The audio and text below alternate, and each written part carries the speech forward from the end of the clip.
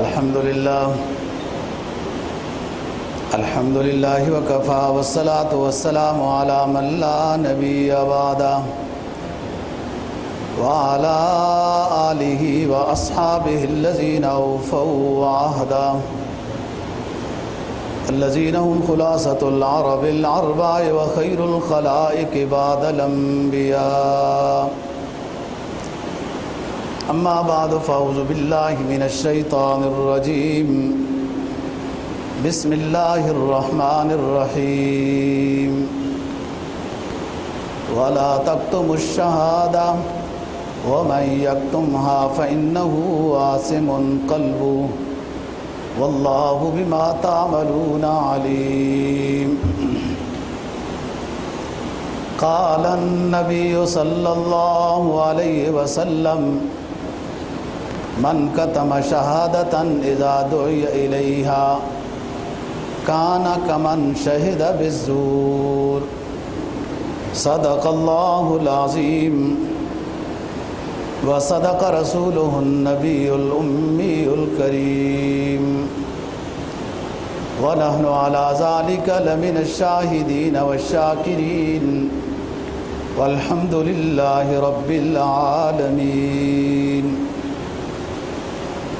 تیسرا پارہ سورہ بقرہ کی ایک آیت کریمہ کا حصہ اور جناب نبی پاک صلی اللہ علیہ وسلم کا ایک فرمان تلاوت کیا ہے جس کو طبرانی نے روایت کیا ہے. فرمایا اللہ رب العزت نے وَلَا تَكْتُمُوا الشَّهَادَةَ وَمَن يَكْتُمْهَا فَإِنَّهُ آثِمٌ قَلْبُهُ. گواہی کو نہ چھپاؤ.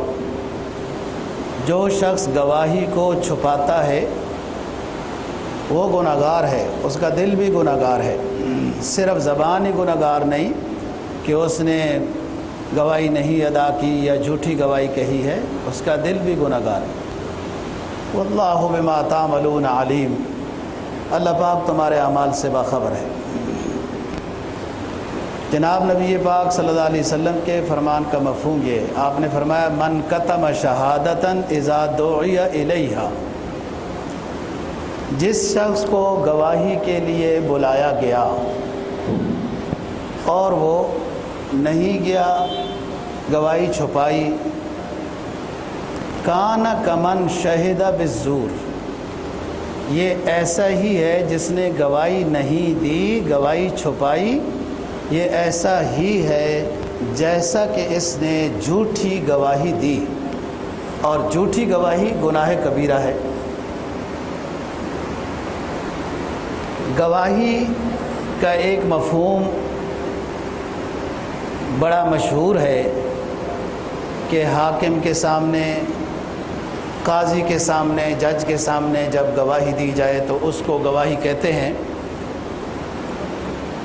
اس سے کہیں زیادہ شریعت میں گواہی کا مفہوم ہے. صرف جج یا قاضی یا حاکم کے سامنے گواہی دینا ہی گواہی نہیں، وہ بھی گواہی ہے، لیکن اس کے علاوہ بھی بہت سارے امور وہ گواہی کے ساتھ ملتے جلتے ہیں. مثلا کسی کی سفارش کر دینا کہ یہ اس کو فلاں کام پر لگا دیا جائے تو یہ بھی گواہی ہے، یہ بندہ صحیح ہے، اس کام کے قابل ہے، اس کو یہاں لگا دیا جائے. لوگ باہر کے ملک یا اپنے ملک میں ہی صحت کی سند مانگتے ہیں کہ ڈاکٹر سے صحت کی سند لے آئیں، تو یہ بھی ڈاکٹر کے لحاظ سے گواہی ہے کہ ڈاکٹر وہ سچی بات بتائے کہ یہ اس کام کے قابل ہے، اس کی صحت اجازت دیتی ہے، اور اگر نہیں تو اس کے مطابق بتائے کہ یہ نہیں اس قابل اس کام کے. اسی طریقے سے موجودہ جو تقریباً دنیا کے کئی ملکوں میں جو جمہوری نظام رائج ہے، جب تک رائج ہے اشتراکی نظام کے مقابلے میں بہتر ہے. تو یہ بھی ووٹ دینا ایک گواہی کے زمرے میں آتا ہے۔ کئی لوگ اس میں غلطیاں کرتے ہیں اور جمہوری نظام کو جو نظر آ رہا ہے وہ ایک لادینی سا نظام سمجھتے ہیں۔ لوٹ مار، دھوکہ اور بڑے کو حق دیا گیا، چھوٹے کو نہیں دیا گیا، یہ نظام دیکھتے ہیں جب جمہوری نظام میں، تو بہت سارے لوگ ووٹ کو اہمیت ہی نہیں دیتے اور سیاست سے دور رہتے ہیں، کیونکہ سیاست علل تللوں کا کام ہے، چور و چکوں کا کام ہے، فضول لوگوں کا کام ہے۔ تو سیاست فضول چیز ہے، سارے بیوقوف قسم کے لوگ، بے دین لوگ اس کے اوپر چھائے ہوئے ہیں۔ تو یہ جو ذرا کچھ اپنے آپ کو نیک سمجھتے ہیں یہ سیاست سے دور رہتے ہیں، یہ بھی غلط ہے۔ اگر یہی طریقہ کیا جائے کہ اس شعبے میں لادینی قسم کے لوگ آ چکے ہیں اور ہم ادھر نہیں جاتے، تو یہ تو اور ان کو کھلی چھٹی دینی ہے۔ جب شریف اور نیک لوگ، سمجھدار اور عادل لوگ دور دور رہیں گے تو اس نظام میں بہتری کیسے آئے گی؟ آئے دن پھر انہی لوگوں کے قبضے میں جائے گا اور بڑھتا جائے گا ظلم و ستم۔ دوسرا ایک طبقہ لوگوں کا اور ہے جو سمجھتے ہیں یہ ووٹ دینا، ووٹوں میں کھڑا ہونا یہ سب دنیاوی معاملہ ہے، تو لہذا ہمیں اس سے کوئی غرض ہی نہیں ہے، اپنا وقت ضائع کرنا ہے، اور ووٹ سے دور رہتے ہیں۔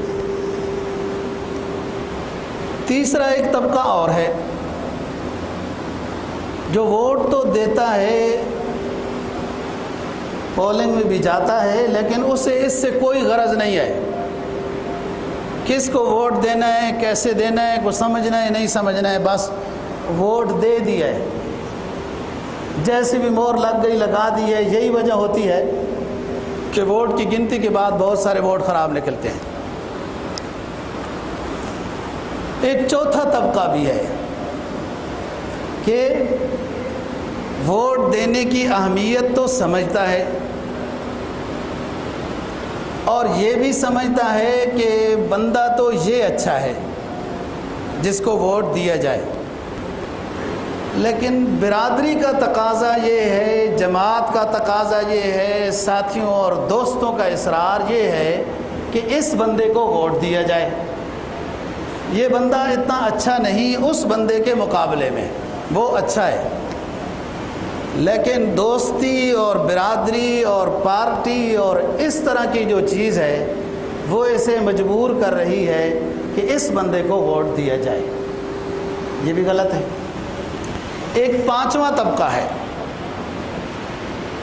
کہ ووٹ کی اہمیت کسی حد تک اسے دلائی جاتی ہے، لیکن وہ ووٹ بیچتے ہیں، پیسے دو گے ووٹ لے لو، پھر دنیا پیسے بھی تقسیم کرنے لگ جاتی ہے،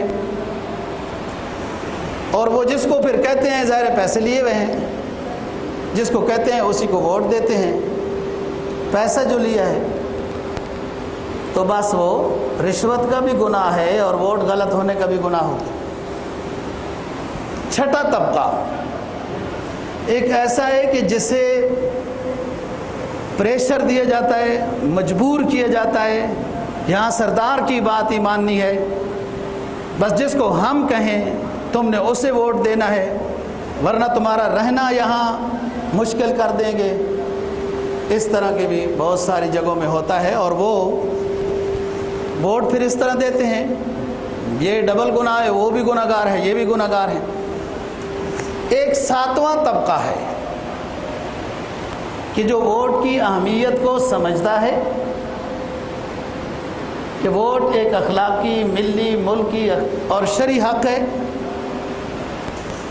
ایک گواہی ہے، اور جو اس کی ثواب دید کے مطابق، اس کی سمجھ صلاحیت کے مطابق جس کو یہ اچھا سمجھتا ہے اس کو یہ ووٹ دیتا ہے۔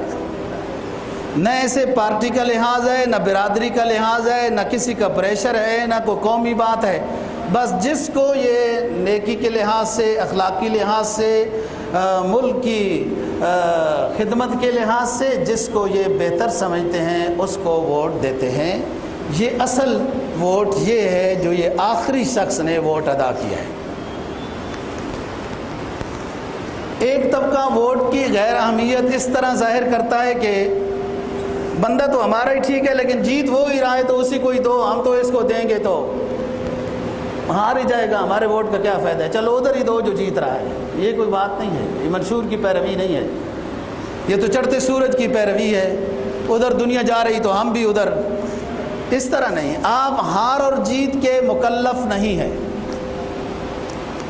جو آپ کے علاقے میں لوگ کھڑے ہوئے ہیں ان میں سے آپ جس کو بہتر سمجھتے ہیں آپ اپنے اس ذمہ داری کو کما حق کا نبھائیں، باقی فیصلہ اللہ کے قبضے میں ہے، جو کون جیتتا ہے کیا حدیث میں آتا ہے اعمالکم اموالکم، تمہارے حکمران تمہارے اعمال بنیں گے، تو پھر وہ تو ہوگا ہی، لیکن جس حد تک انسان مکلف ہے اس حد تک اس سے پوچھو گی، اور جو اس کے آگے معاملہ ہے کہ کیا ہو رہا ہے جو ہمارے بس میں ہی نہیں ہے، کون حکمران آ رہا ہے، ہو سکتا ہے ہمارے اعمال کی سزا آ رہا ہو، اعمال کی طرف بھی توجہ کرنی ہے۔ اسلامی نظام ایک نعمت عظمی ہے، نعمت عظمی، اونچی نعمت ہے، بڑی نعمت ہے، اس کے لیے کھیتی سازگار ہو تو اللہ نعمت عظمی عطا کرتا ہے، آگے دنیا بے قدری بیٹھی ہو تو اس نعمت سے محروم ہی رہتا ہے جیسے رہ رہے ہیں۔ تو حضرات نے لکھا ہے علماء نے کہ ووٹ کی شرعی حیثیت گواہی سے ملتی جلتی ہے، سفارش سے ملتی جلتی ہے، اور وکالت ارکان مشترکہ کے امور پر وکالت کے ساتھ ملتی جلتی ہے۔ بعض یہ کہتے ہیں کہ بہت سارے گناہ اور جو ہو رہے ہیں تو چلو ایک ووٹ اگر کسی نااہل کو ہی دے دیے تو یہی ایک اور گناہ ہو جائے گا، گناہ کو ہلکا سمجھتے ہیں۔ جو اپنے ذاتی گناہ ہیں وہ اپنے ذات کے حد تک رہتے ہیں، یہ جو گناہ ہے کہ کسی ایسے شخص کو ووٹ دے دیا جو اخلاقی لحاظ سے، کردار کے لحاظ سے، ملک کی سالمیت کے لحاظ سے اچھا نہیں ہے، تو یہ گناہ ذاتی نہیں ہے، یہ گناہ تو پوری قوم، جو ووٹ غلط دیے پوری قوم کے اوپر مسلط ہوگا یہ گناہ، سارے ہی پھر سزا بھگتتے رہیں گے جیسے آج تک بھگتتے ہی چلے آ رہے ہیں۔ تو بات یہ دوستو ووٹ کی اہمیت کو سمجھنا ہے، یہ شہادت کے حکم میں ہے، اور قرآن مجید نے شہادت کا جو حکم بیان فرمایا وَلَوْ عَلَىٰ أَنفُسِكُمْ أَوِ الْوَالِدَيْنِ وَالْأَقْرَبِينَ، بھلے تمہارے خلاف ہو گواہی، گواہی سچی دینی ہے، كُونُوا قَوَّامِينَ لِلَّهِ شُهَدَاءَ بِالْقِسْطِ يَا أَيُّهَا الَّذِينَ آمَنُوا كُونُوا قَوَّامِينَ لِلَّهِ شُهَدَاءَ بِالْقِسْطِ وَلَوْ عَلَىٰ أَنفُسِكُمْ أَوِ الْوَالِدَيْنِ وَالْأَقْرَبِينَ، بھلے تمہارے خلاف ہو، تمہارے رشتہ دار کیا والدین سے اونچا تو کوئی رشتہ نہیں ہوتا، والدین کے خلاف کیوں نہ ہو اور کسی عزیز و اقارب کے خلاف کیوں نہ ہو، بس اپنی طرف سے سچی گواہی دو۔ اور دوسرے مقام پہ فرمایا کہ انصاف کے ساتھ، اور ہم یہ سمجھتے ہیں کہ صرف قاضی صاحب نے، جج نے انصاف کرنا ہے یا حاکم نے انصاف کرنا ہوتا ہے، اور ہم انصاف کرنے سے ماورائیں بے نیاز ہیں، نہیں، ہر شخص کے ذمہ ہے جو اس کے متعلق بات ہے اس کے ساتھ انصاف کرے۔ حدیث میں تو یہ بھی آتا ہے سب سے پہلے وَلِنَفْسِكَ عَلَيْكَ حَقٌّ، آپ اپنے نفس کے ساتھ، اپنے جان کے ساتھ بھی انصاف کریں، آرام کے لحاظ سے، خوراک کے لحاظ سے، صفائی کے لحاظ سے اور چیزوں کے لحاظ سے، گناہوں سے بچنے کے لحاظ سے کہ کہیں آخرت میں سزا ہی بھگتتا رہی ہے نفس، ہر چیز. پھر اپنے رشتہ داروں کے ساتھ، عزیز و اقارب کے ساتھ، بیوی بچوں کے ساتھ انصاف. پھر اگلا مرحلہ ہے کوئی گواہی پوچھتا ہے تو اس کے مطابق. حضرت بہت سارے نقص ہیں جمہوری نظام میں، جو اصل جمہوری نظام کی روح ہے، جو ترتیب ہے، اس سے کوئی شک نہیں کہ دنیا دور ہے.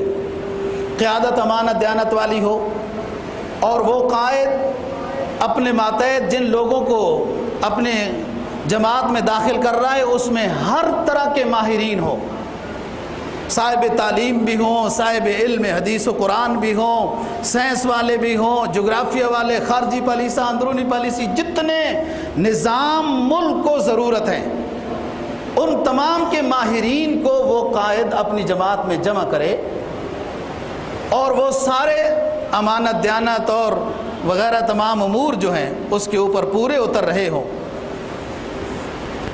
آگے پھر وہ ٹکٹ کا خود مطالبہ نہ کریں. وہ جماعت کا جو بڑا امیر ہے بے شک مشورہ سب سے کرے، مشورہ کرنا سنت ہے. مشورے کے بارے میں تو پورے قرآن مجید کی سنت حدیث سورت نازل ہوئی اور اس کا نام ہی شورا ہے. مشورہ کرے، لیکن ٹکٹ جو ہے تقسیم قائد خود کرے. وہ قائد بہتر سمجھتا ہے کہ یہ ٹکٹ کا مستحق ہے، یہ نہیں ہے، یہ ہے، یہ نہیں ہے. اور حدیث میں آتا ہے کہ جب کسی کو معاملہ حوالے کر دیا جائے، وہ نہیں لینا چاہ رہا تھا، کسی کو معاملہ حوالے کر دیا جائے اور وہ مجبوراً لے رہا ہے تو پھر اللہ کی مدد اس کے ساتھ شامل حال ہوتی ہے. یہاں تو بنیادی بات ہی غلط ہے. یہاں تو ٹکٹ لیا جاتا ہے، ٹکٹ پر مطالبہ ہوتا ہے، لڑائی ہوتی ہے، ناراضگی ہوتی ہے، گویا کہ میں ہی اس اہل ہوں اور تو کوئی اس اہل نہیں. یہاں سے غلطی ہو رہی ہے. دلیل دی جاتی ہے کہ حضرت یوسف علیہ السلام نے عزیز مصر سے یہ کہا تھا، اجعلنی علی خزائن الارض انی حفیظ علیم، اجعلنی علی خزائن الارض انی حفیظ علیم، کہ انہوں نے خود کہا تھا مجھے وزیر خزانہ بنا دیا جائے. کہاں یوسف، کہاں ہم، نسبت دیکھی جائے کہ کیا ہو رہا ہے. جو شخص کھڑا ہوتا ہے وہ ایک قسم کا، اس کو ٹکٹ دیا گیا، اس کو ٹکٹ دیا گیا، وہ نہیں لے رہا تھا. حدیث میں آتا ہے اللہ کی مدد اس کے ساتھ شامل حال ہوگی، اس سے اچھے کام اللہ کرائے گا، وہ تو نہیں چاہ رہا تھا. اور اگر جو خود مطالبہ کرتا ہے کہ مجھے دیا جائے تو فرمایا اس کا معاملہ پھر اس کے حوالے کر دیا جاتا ہے، مدد اٹھ جاتی ہے. اور اگر غیر اہل نااہل کو حوالے کر دیا گیا تو فرمایا فانتظر الساعہ، پھر قیامت کا انتظار کرو. پھر ایسے لوگوں کو جو اہل نہیں، جب ان کو آپ نے ملک کی باغ ڈور ان کو دے دی ہے تو پھر آپ قیامت کا انتظار کرو. اور کیا ہو سکتا ہے، وہ اسی طرح کے معاملے کریں گے. تو بات یہ ہے کہ جب اس کو دے دیا گیا ٹکٹ، اب وہ لوگوں کے سامنے آتا ہے کہ لوگوں مجھے تم اگر اس قابل سمجھتے ہو کہ میں صوم و صلات کا بھی پابند ہوں، گناہ کبیرہ سے بھی بچتا ہوں، ظالم بھی نہیں ہوں، امانت دیانت والا ہوں، تمہارے فرائض تمہاری ضروریات میں اچھی طریقے سے پورا کروں گا، میرے بارے میں تم اپنی رائے دو، اگر تم مجھے اچھا سمجھتے ہو تو مجھے ووٹ دو. یہ کہہ رہا ہے، یہ اپنے آپ کو پیش کر رہا ہے. اسے کسی نے ٹکٹ دیا، مجبور کیا گیا، اب لوگوں کی عدالت میں آ کے یہ اپنے آپ کو پیش کر رہا ہے. مجھے تم اچھا سمجھتے ہو دینی لحاظ سے، دنیاوی لحاظ سے، پڑھے لکھے ہونے کے اعتبار سے، انصاف والے ہونے کے اعتبار سے تو مجھے ووٹ دو. اب ہماری ذمہ داری ہے کہ ہم یہ جتنے لوگ کھڑے ہیں ان میں سے جس کو بہتر سمجھتے ہیں اس کو ووٹ دینا ہماری ذمہ داری ہے. اگر ہم ووٹ نہیں دیں گے گناہگار ہوں گے. حدیث میں جناب نبی پاک صلی اللہ علیہ وسلم کا فرمان ہے کہ جب تمہیں گواہی کے لیے بلایا جائے میں نے ابھی بتایا کہ علماء نے اس کو گواہی کے زمرے میں دیا کہ جیسے ایک شخص کھڑا ہوتا ہے اپنے آپ کو پیش کر رہا ہے، تم مجھے اچھا سمجھتے ہو تو مجھے ووٹ دو، امانت دیانت وغیرہ تمام امور کے اعتبار سے، تو ہماری اب ذمہ داری ہے کہ ہم جس کو اچھا سمجھتے ہیں اس کو ووٹ دیں۔ یہ گواہی کے درجے میں ہے۔ فرمایا اذا من کتم شہادتن اذا دعی الیہا، جو شخص گواہی نہیں دیتا، چھپاتا ہے جبکہ اسے گواہی کے لیے بلایا جا رہا ہے، کان کمن شہد بالزور، یہ ایسا ہی شخص ہے جیسا کہ یہ جھوٹی گواہی دیتا تو اس کو گناہ ہوتا جتنا، اتنا ہی اس کو گناہ ہے کہ جو یہ گواہی دے ہی نہیں رہا۔ بات یہ دوستو اسلامی نقطہ نظر سے اگر شرائط کا لحاظ رکھا جائے تو پھر تو بہت کم ہے وہ جو ووٹ کے لیے کھڑے ہوں یا انہیں ووٹ دیا جائے۔ حضرت عمر فاروق رضی اللہ تعالیٰ عنہ کی حکومت ہے، خلافت کا دور ہے، عمال کی گورنروں کی شکایت بھی آتی تھی، آپ سنتے تھے، تفتیش کرتے تھے وغیرہ، لیکن گورنروں کو یہ اپنے افسروں کو، حکومتی افسروں کو یہ سمجھاتے تھے، حکمرانوں کو، کہ تمہاری امانت دیانت وغیرہ تمام چیزیں بعد کی ہیں، میں سب سے پہلے تمہاری نماز با جماعت تکبیر اولیٰ کے بارے میں پوچھوں گا۔ اگر کوئی شخص نماز با جماعت کا ہی پابند نہیں ہے، ہزار وہ امانت اور دیانت کے دعوے کرتا رہے، میں ماننے کے لیے تیار نہیں ہوں۔ اور ادھر لوگوں کو بھی یہ بتایا گیا کہ اگر تمہارے حکمران نماز با جماعت کے لیے حاضر نہیں ہوتے تو ہمیں شکایت لگائی جائے۔ حضرت سعد کی شکایت لگائی گئی، اگرچہ جھوٹی تھی شکایت، پھر وہ سعد نے بددعا بھی دے دی تھی شکایت لگانے والوں کے خلاف، لیکن حضرت عمر فاروق رضی اللہ تعالیٰ عنہ نے سعد کے بارے میں تفتیش پوری کرائی تھی، اعلان کرائے تھے مسجدوں میں کہ ان کے بارے میں یہ شکایت آئی ہے کہ نماز میں حاضر نہیں ہوتے اور مال غنیمت صحیح تقسیم نہیں کرتے، جہاد میں خود نہیں جاتے، یہ شکایت آئی ہے۔ لوگوں نے جنہوں نے شکایت لگائی وہ جھوٹے ثابت ہو گئے، پھر سعد کو غصہ آیا، صحابی رسول تھے، انہوں نے ان کے خلاف 3 بددعائیں دی تھی وغیرہ۔ سب سے پہلی اسلامی شرط تو یہ ہے جو ایمان کے بعد سب سے پہلا فریضہ عائد ہوتا ہے وہ نماز کا ہے، اور نماز گھر میں کونے میں چھپ کر پڑھنے کا حکم تو عورتوں کو ہے، مردوں کو حکم تو نماز با جماعت مسجد کے اندر حاضر ہونے کا ہے۔ حضرت عمر فاروق رضی اللہ تعالیٰ عنہ کا یہ فرمان تھا کہ اس شخص کی امانت دیانت پہ ساری دنیا گواہی دیتی رہے جو نماز با جماعت پڑھنے کے لیے بغیر وجہ بغیر عذر کے نہیں آتا، میں اس کی امانت دیانت کو نہیں مانوں گا، اور اصل اصول یہی ہے۔ لیکن دوستو اس سرخ انقلاب اشتراکیت کے مقابلے میں قدرے بہتر ہے جمہوریت، لیکن خلافت کے مقابلے میں یہ کوئی چیز نہیں ہے۔ تو جب تک یہ نظام رائج ہے ہم اس کا حصہ ہیں، اور اس کے علاوہ کوئی حل نہیں ہے کہ آپ بہتر شخص اپنے لیے منتخب کر سکتے ہیں۔ تو فرمایا کہ ایک حصہ تو اس کا گواہی کا ہے، اور تم سے سوال بھی ہوا گواہی کا، جو آپ جس کو بہتر سمجھتے ہیں، آگے کام ہو جانا، اچھی حکومت بننا نہ بننا وہ آپ کے بس میں نہیں ہے۔ مشہور بات ہے واللہ عالم بالصواب، حضرت ابراہیم علیہ السلام کو آگ میں جا ڈالا گیا، آگ جلتی رہی، راستے میں دیکھا کہ ایک مینڈک اپنا منہ پانی کا بھر کے لے کے جا رہی ہے، پوچھا گیا کدھر جا رہی ہے، کہا آتش نمرود بجھانے جا رہی ہوں۔ کہا تمہارے اس 2 قطرے پانی سے آتش نمرود جو آسمانوں سے بات کر رہی بجھ جائے گی؟ کہا نہ بجھے، لیکن ہم سے جو ہو سکتا ہے اتنا تو کر رہے ہیں، ابراہیم علیہ السلام کے وفاداروں میں میرا نام تو آ جائے گا۔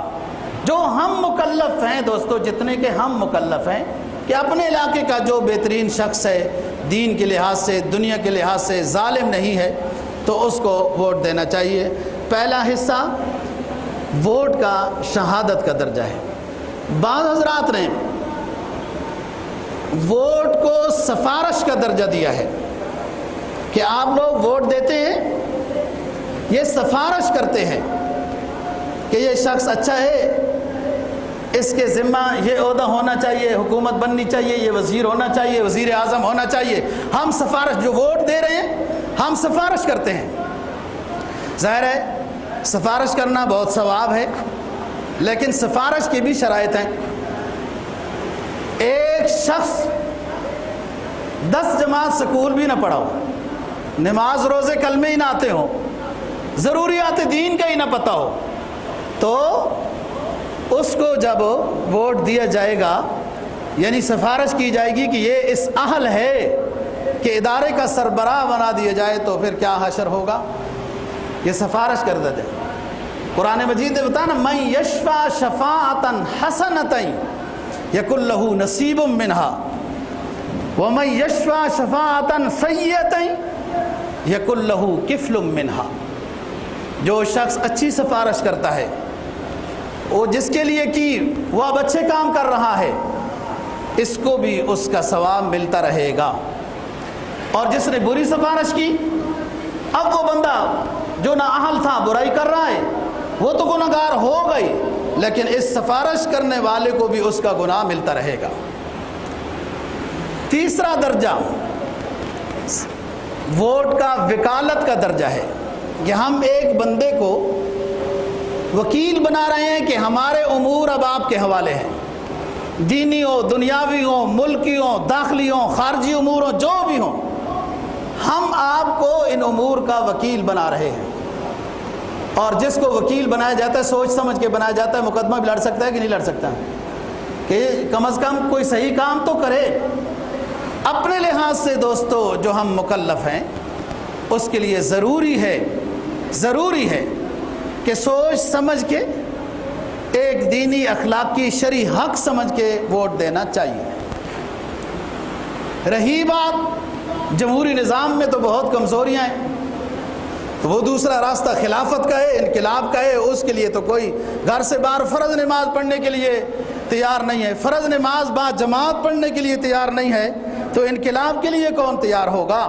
کہ جمہوری نظام میں اس میں تو خرابیاں ہیں، اس میں تو لوگوں کو، اقبال مرحوم کہتا ہے نا کہ اس میں لوگوں کو گنا کرتے ہیں، تولا نہیں کرتے. گریز از طرز جمہوری غلام یک مقام شو کہ 200 خر فکر انسانی نمے آیات، کہ ایک طرف 199 پڑھے لکھے نیک متقی دین دنیا سب کو جاننے والے ہیں، ایک طرف 199 ہے جن پہ کوئی انگلی نہیں اٹھا سکتا، اور ایک طرف 200 سارے ان پڑھ ہیں. جمہوری نظام کہتا ہے کہ ملکی نظام اب دے دو ان 200 کو، کیونکہ ووٹ ان کے زیادہ ہیں. جب تک یہ رائج ہے تو اقبال مرحوم کہتا ہے زمام کار اگر مزدور کے ہاتھ میں ہو تو پھر کیا؟ بھائی ساری دنیا میں نعرہ لگایا مزدور کے ساتھ زیادتی ہو رہی، فلان ہو رہا ہے، فلان ہو رہا ہے غریب کے ساتھ.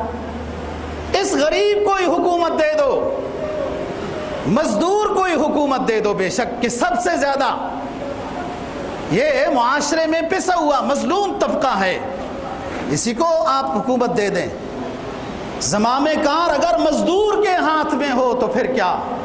طریقے کو حکن میں وہی ہیلے ہیں پرویزی، کہ جب یہ مزدور دین سے دور ہے، اسلام سے دور ہے، اخلاقیات تعلیمات سے دور ہے، تو بھلے مزدور ہو، بھلے بادشاہ ہو بادشاہی نظام کا، بھلے جمہور ہو جمہوری نظام کا ہو، اگر دین سے دور ہو. فرمایا جلال بادشاہی ہو یا جمہوری تماشا ہو، جلال بادشاہی ہو یا جمہوری تماشا ہو، جدا ہو دین سیاست سے تو رہ جاتی ہے چنگیزی.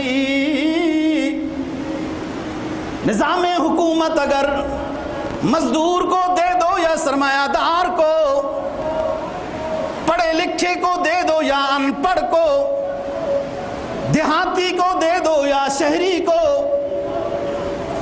جس کو بھی آپ حکمرانی حوالے کرتے ہیں، اگر دین سے وہ دور ہے، جلال بادشاہی ہو یا جمہوری تماشا تماشا ہو، جداؤ دین سیاست سے تو رہ جاتی ہے چنگیزی۔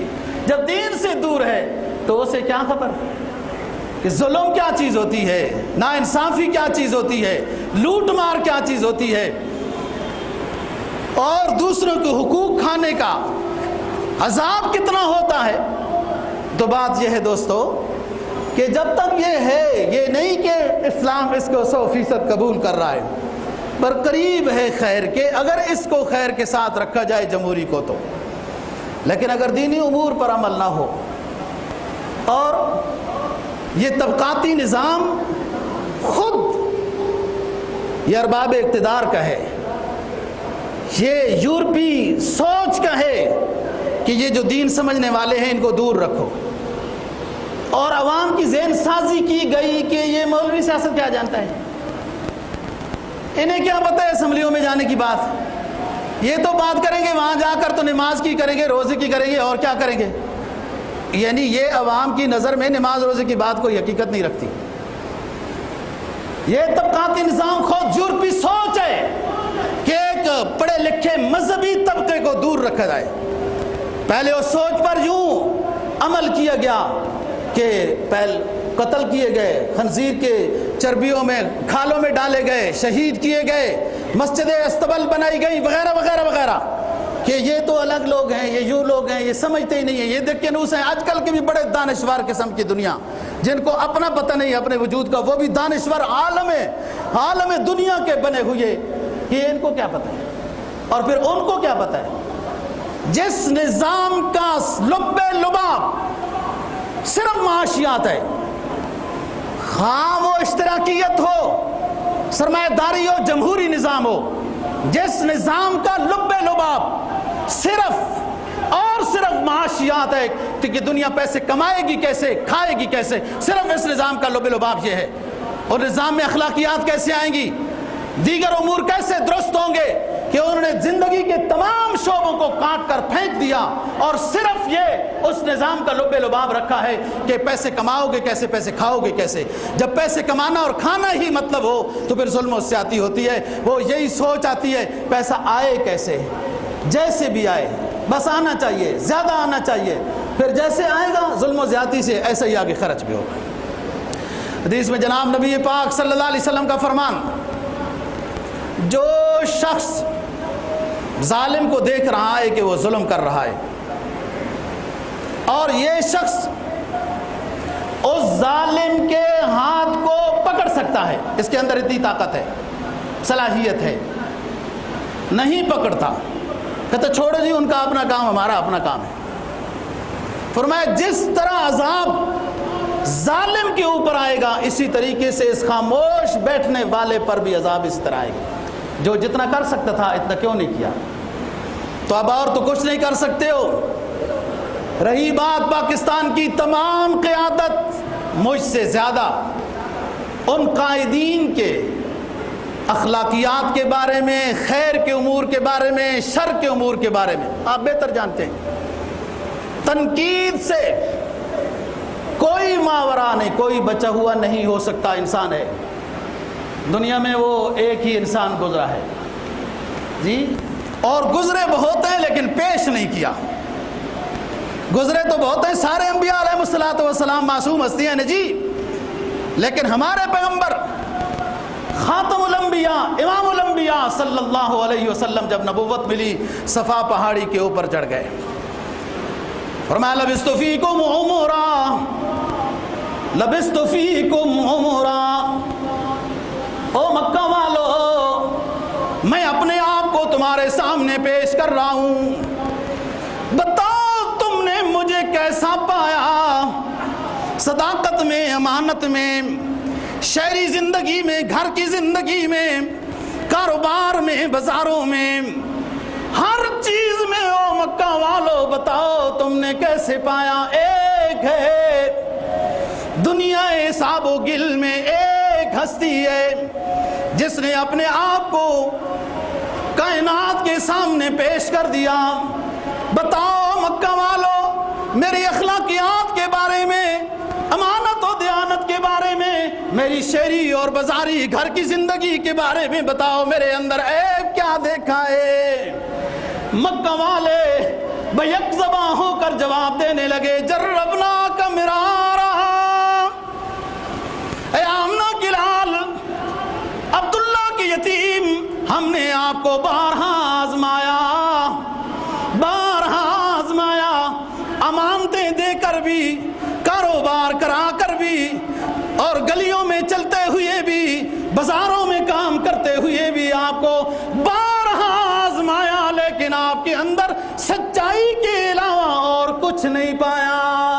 وہ ایک شخص ہے دوستو کہ تمام عیبوں سے پاک، اللہ نے اس کو معصوم بنایا، لیکن انہوں نے اپنے آپ کو پیش کیا، پھر اگلا موقف رکھا۔ وہ تو بات ہوتی رہتی ہے، پاکستان کی تمام قیادت تنقید سے بچی ہوئی نہیں ہے، بس کسی میں زیادہ ہے کسی میں تھوڑی ہے، یہ آپ نے فیصلہ کرنا ہے کہ کون کبائر کو ٹکرا رہا ہے، گناہ کبیرہ کے ساتھ مقابلہ کر رہا ہے، اور کون صغیرہ میں ابھی ہے۔ بس جس کو بتایا جاتا ہے، بعض علماء نے لکھا ہے کہ بس یہ سوچو ایک بڑی مصیبت ہے، ایک بہت بڑی مصیبت ہے، تو یہ بھی مصیبت تو ہے تو چھوٹی مصیبت ہے، اب کم از کم بڑی مصیبت کو اپنے اوپر مسلط نہ کریں۔ پاک صاف تو کوئی بھی نہیں نہ ہو سکتے ہیں، دور عمر فاروق کو بیان تو کیا جا سکتا ہے، ملنا بہت مشکل ہے، اس لیے کہ حضرت علی رضی اللہ تعالیٰ عنہ سے کسی نے پوچھا تھا کہ حضرت آپ بھی خلفائے راشدین میں سے ہیں، حضرت ابو بکر عمر رضی اللہ تعالیٰ عنہ، عثمان کا دور بڑا پیارا دیکھا، عثمان کے آخری زمانے میں کچھ گڑبڑ ہوئی، لیکن ابو بکر و عمر کا دور بہت پیارا دیکھا، آپ کے دور میں فتن ہیں، لوگ لڑائیاں کرتے ہیں، کبھی خوارج کا فتنہ اٹھتا ہے، کبھی روافض کا فتنہ اٹھتا ہے، کبھی معتزلہ کا فتنہ اٹھتا ہے، کبھی کیا اٹھتا ہے، کبھی کیا۔ آپ کے دور میں فتن ہی فتن دیکھے، لڑائیاں جھگڑے دیکھے آپس میں، اور ابو بکر و عمر کے دور میں بڑا امن دیکھا ہے، تو سارے خلفائے راشدین۔ حضرت علی سے کسی نے پوچھا فرق کیا ہے؟ عظیم جواب ہے جو ہمارے لیے ہے، فرمایا ابو بکر و عمر کو جو باشندے اور عوام ملی تھی وہ علی جیسے تھے، ابو بکر و عمر کا دور پرسکون اس لیے تھا کہ ان کو دور صحابہ کا خیر القرون کرنی کا ملا تھا، ہم جیسے تھے، اور مجھے جو بندے ملے جن پر میری حکومت ہے وہ آپ جیسے ہیں، اس لیے فتن ہی فتن ہے۔ تو بس دوستو، اعمالکم امالکم، اعمالکم امالکم، دعا بھی کرنی ہے، توبہ اور استغفار جیسے انسان اپنی ذاتیات کے لیے کرتا ہے، اس سے بڑھ کر انسان کے اندر فکر ہو اپنے مذہب کی، اپنی قوم کی، اپنے ملک کی، پھر بات بنتی ہے۔ اقوام افراد کے ہاتھوں میں، اقبال مرحوم کہتے ہیں نا، افراد کے ہاتھوں میں ہے اقوام کی تقدیر، ہر فرد ہے ملت کے مقدر کا ستارہ۔ کوئی سمجھے ایک میرا ووٹ ہے، اس سے کیا ہوتا ہے؟ افراد کے ہاتھوں میں ہے اقوام کی تقدیر، ہر فرد سے ہے ملت کے مقدر کا ستارہ۔ محروم رہا دولت دریا سے وہ غواص، وہ غوطہ زن جو یہ چاہتا ہے سمندر اور دریاؤں کے سے جو اندر ہیرے اور جواہرات پیدا ہوتے ہیں وہ مجھے ملیں۔ ایک بندہ چاہتا ہے سمندر کی گہرائیوں میں جو ہیرے اور جواہرات ہوتے ہیں وہ مجھے ملیں، لیکن دریا سے ڈر بھی لگتا ہے کہ اس میں ڈوب جانا پڑتا ہے، رہتا دور ہے دریا اور سمندر سے، لیکن خواہش اور تمنا اس کی یہ ہے کہ سمندر اور دریا میں جو موتی ہیرے جواہرات ہوتے ہیں وہ مجھے ملیں۔ محروم رہا دولت دریا سے وہ غواص، کرتا نہیں صحبت سائل سے کنارہ، کرتا نہیں جو صحبت سائل سے کنارہ، سائل کے قریب ہی نہیں جانا چاہتا تو موتی ہیرے جواہرات نہیں مل سکتے۔ تو بات یہ ہے دوستو، آپ حضرات کے ووٹ سے اللہ پاک کا فیصلہ بدل سکتا ہے، لیکن جس طرح میں کہہ رہا ہوں کہ اپنی ذاتی زندگی کی بندہ توبہ کرتا ہے، استغفار کرتا ہے، نیکی کرتا ہے، صدقہ دیتا ہے، اس سے بڑھ کر عالم اسلام کی اپنے ملک کی فکر ہو، اس میں توبہ بھی کی جائے، استغفار بھی کیا جائے، صدقہ بھی دیا جائے، اللہ سے مانگا جائے کہ اللہ پاک ہمیں اچھا حکمران عطا فرما، جو پھر سب کے لیے وہ گودڑی نشی، وہ بوریا نشی، پھر سب کے لیے بہتر ہوگا۔ دوستو، جب حکومت کے ملازموں کی تنخواہوں کی بات ہوتی ہے اس جمہوری نظام میں، تو 10% بھی بہت زیادہ ہوتی ہے کہ بڑھائی جائے، اور 10% بھی بہت زیادہ بڑھائی گئی، اور اپنی جب بڑھائی جائے تو 100% بڑھا دو، 200% بڑھا دو۔ اپنی جب قومی اسمبلی والے وغیرہ اپنی تنخواہ جب بڑھائی جائے 100% بڑھا دو، اور ان لوگوں کی جو ملک میں پوری خدمت کر رہے ہیں، بڑی سوچ ہوتی ہے، بڑی لمبی میٹنگ ہوتی ہے، کئی دفعہ میٹنگ ہوتی ہے، وہ 10% بھی بہت ہے۔ یہ سوچ ہو جس میں حضرت عمر فاروق رضی اللہ تعالیٰ عنہ ایسے ہی نہیں، اپنے تو اپنے غیر بھی ان کے گیت گاتے ہیں۔ کیوں؟ پوچھا ساتھیوں سے، مدینہ کے اندر ایک بندے کا گزارا کتنے درہموں سے ہو سکتا ہے؟ دال روٹی اس کی بن سکتی ہے مدینہ میں؟ ساتھیوں نے بتایا 2 درہم سے دن کی دال روٹی 2 درہم سے بن سکتی ہے۔ تو 2 درہم روزینہ رکھا اپنے لیے، کہا میرے لیے تو 2 بھی زیادہ ہے، کیونکہ میرے پاس اونٹنی بیت المال کی، گھوڑا بیت المال کا، بتی بیت المال کی، منشی بیت المال کا، کاغذ بیت المال کا، قلم بیت المال کا، مہمانداری بیت المال کی، میرے لیے 2 تھوڑے؟ یہی بات عورت عمر ابو بکر صدیق رضی اللہ تعالیٰ عنہ کی، کہ جب ایک دن حلوہ پکا گھر میں، اب تو دنیا جناب جس ڈش میں حلوہ نہ ہو اس ڈش کو ہی ناقبول کر دیا جاتا ہے، اتنا لازمی حصہ دعوت کا سمجھا گیا حلوے کو۔ حلوہ پکا، حضرت ابو بکر صدیق رضی اللہ تعالیٰ عنہ نے پوچھا کہ یہ حلوہ کیسے پکا، کہاں سے پیسے آئے؟ بڑی اونچی بات ہو گئی دوستو۔ ہمارا بیٹا ملازم ہو 20,000 کا، اور بیٹے نے سوٹ اور گھڑیاں اور گاڑیاں اور موٹر سائیکل لیے ہوں، تو باپ پوچھتا بھی نہیں بھائی تنخواہ تو اتنی ہے، کہاں سے آیا؟ میری تنخواہ اتنی ہے ابو بکر خلیفۃ النبی بلا فصل، یہ وہ ابو بکر ہے کہ جس کے بارے میں سرکار یہ فرما کے گئے کہ ساری دنیا کے بدلے احسانات کا بدلہ دے چکا ہوں، ابو بکر میرا وہ صحابی ہے کہ جس کے احسانات کا بدلہ آخرت میں اللہ دے گا، میں دعا کروں گا۔ اتنے احسانات ہیں اس کے، اور میں تو بتا چکا ہوں ہجرت کے سفر میں بندہ پیدل نہیں جا سکتا، آسانی سے پیدل نہیں جا سکتا۔ غار ثور میں 2.5 کلومیٹر 3 کلومیٹر کے لگ بھگ ہے، راستے میں کئی دفعہ آرام کرنا پڑتا ہے، پانی پینا پڑتا ہے۔ وہ ابو بکر کا عشق تھا جس نے سرکار دو جہاں، 2 عالم کے سردار کو اپنے کندھوں پہ اٹھا کے غار تک پہنچا دیا۔ اس لیے تو ابو بکر کا بدلہ احسانات کا بدلہ نہیں ہو سکتا۔ ابو بکر نے پوچھا گھر والی سے حلوہ کیسے پکا، ہماری تنخواہ تو اتنی ہے، تو کہا وہ ہر روز جو تھوڑے ٹکڑے روٹی کے بچ جاتے تھے، 3 روٹیاں پکی، تھوڑے سے ٹکڑے بچ گئے، تو اس میں وہ میں بچاتی رہتی تھی۔ یہ عربوں کے ہاں ایک رواج ہے، اس کو ہریسہ کہتے ہیں، وہ پھر اس کو دوبارہ گیلا کر کے اس کو کچھ گھی اور میٹھا ڈال کے اس کو حلوہ بنا لیتے ہیں، وہ جو خشک ٹکڑے ہر روز جو تھوڑے بچتے رہتے ہیں۔ فرمایا اچھا، اس کا مطلب یہ ہے کہ بیت المال سے میں خرچہ زیادہ لے رہا ہوں، تبھی تو حلوہ بھی پک جاتا ہے، اب اتنا کم کر دیا۔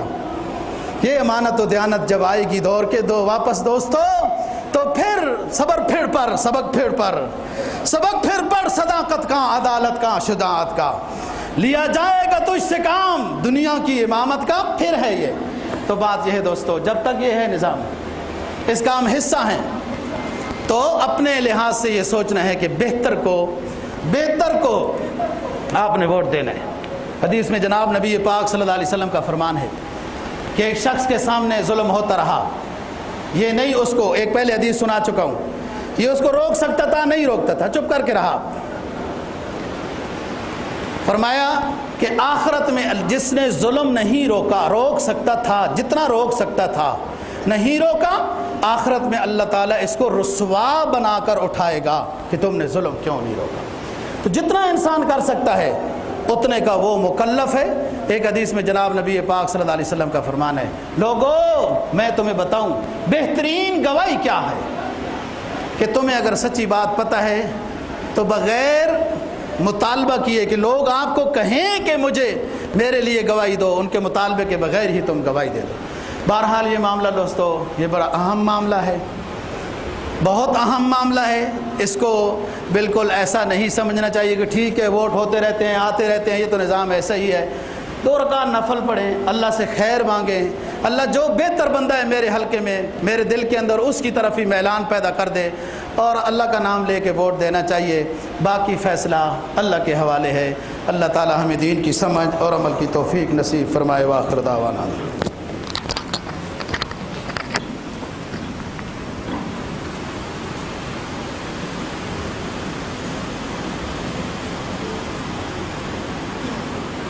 Thank you.